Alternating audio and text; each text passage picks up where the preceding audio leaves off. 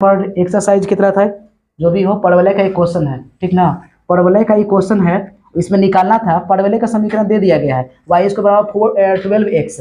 तो निकालना है इसमें कोचिंग कुछ कहते हैं, नाभि का निर्देशांक निकालिए, परवलय का अक्ष निकालिए, शीर्ष निकालिए और नियता का समीकरण निकालिए, नाभि लंब जीवा की लंबाई निकलिए। ये 5 चीज दे दिया गया था निकालने के लिए।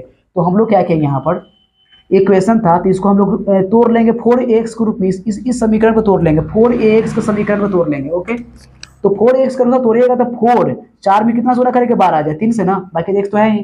तो a के मान अगर दोनों से तुलना करेंगे तो a के मान कितना हो जाएगा, 3 हो जाएगा कि ना हो जाएगा, a के मान 3 हो गया। तो नाभि का निर्देशांक कितना होता है, a0 होगा।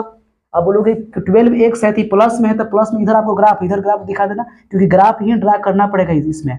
और यहाँ तो a0 होता है, जानते ही थे, ए वाला वाई एच, ए वाला एक्स एच, और ये नियता का समीकरण, नियता का समीकरण किससे जा रहा है, एक्स एच से जा रहा है। और जब एक्स एच से जा रहा है तो नेगेटिव से जा रहा है, तो नेगेटिव जाता है इसलिए माइनस में हो जाएगा। अगर इधर जाता तो एक्स बराबर प्लस से होता, तो एक्स बराबर माइनस है।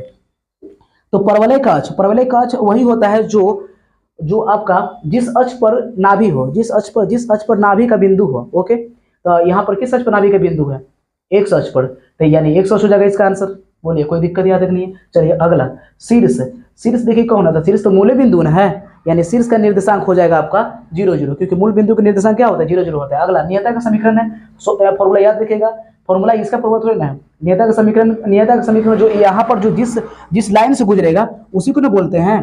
तो मान लीजिए यहाँ अगर -2 होता तो एक्स बराबर -2 होता, ठीक है। लेकिन फॉर्मूला यहाँ पर क्या होगा, एक्स बराबर माइनस है, तो ए जो जितना होगा, यहाँ ए जितना है ये पटेगा माइनस में, एक्स बराबर माइनस है, तो ए का मान तो पता ही था 3, यानी इसलिए एक्स का मान हो जाएगा माइनस में 3।